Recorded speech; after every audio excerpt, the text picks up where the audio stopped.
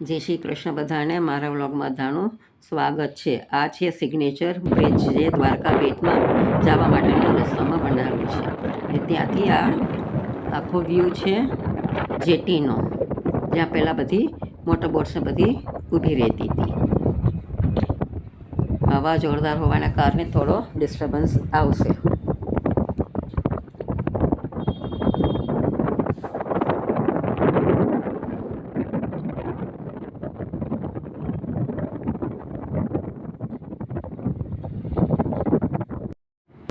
આ સિગ્નેચર બ્રિજનો ઉપરનો આખો વ્યૂ છે.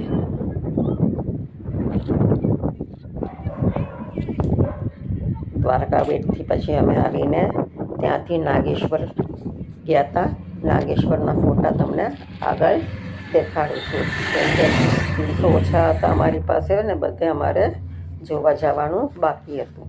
આ છે નાગેશ્વરનો ફોટો. ત્યાંના જ અંબાજી માતાનો આ બીજો ફોટો છે ને આ પણ ત્યાંના જ શિવનો મોટી લિંગ છે. શિવજીની મોટી શિવનો ફોટો છે. ત્યાંથી અમે પછી ગોપી તળાવને ગયા હતા.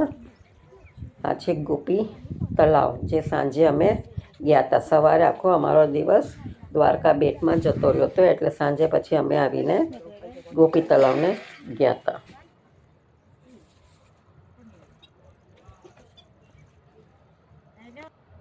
આ છે ગોપી તળાવની બેઠકજી. હજી મંદિર એનું ખુલ્યું નહોતું, એટલે મેં બહારથી દર્શન કરી લીધા હતા. આ છે રૂકમણી માતાનું મંદિર છે, એમાં રૂકમણીની મૂર્તિ છે. આ છે તરતો પથ્થર.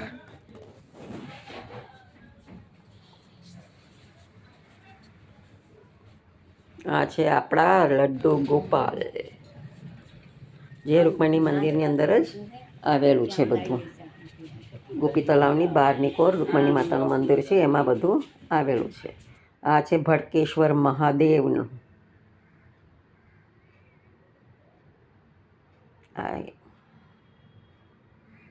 આ એનો જનરલ આખો ફરતો વ્યૂ છે. આ એક પિકનિક સ્પોટ પણ હોવાને કારણે સાંજે એના ઘણી બધી ભીડ થાય છે. અમે તો સવારે જ ગયા હતા. સાંજે ત્યાં આગળ બહુ જ ભીડ થાય છે પિકનિક સ્પોટ હોવાના કારણે.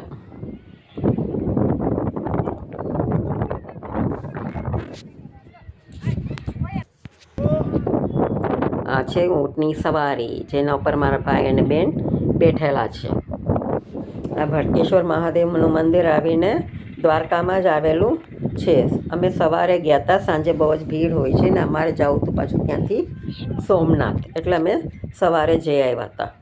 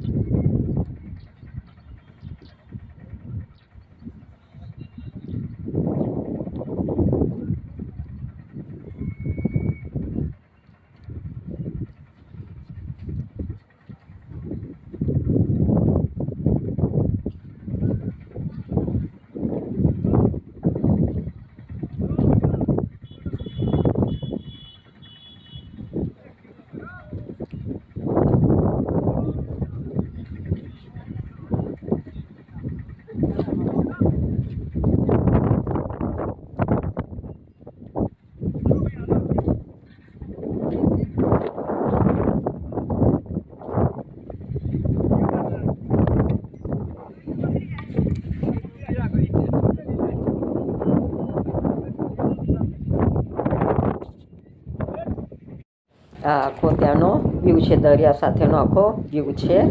ને એની પછી અમારે ત્યાં પતાવીને અમારે પછી જવું હતું સોમનાથ, એટલે અમે જલ્દી બધું જોઈ લીધું ને પછી અમારે સોમનાથ જવાનું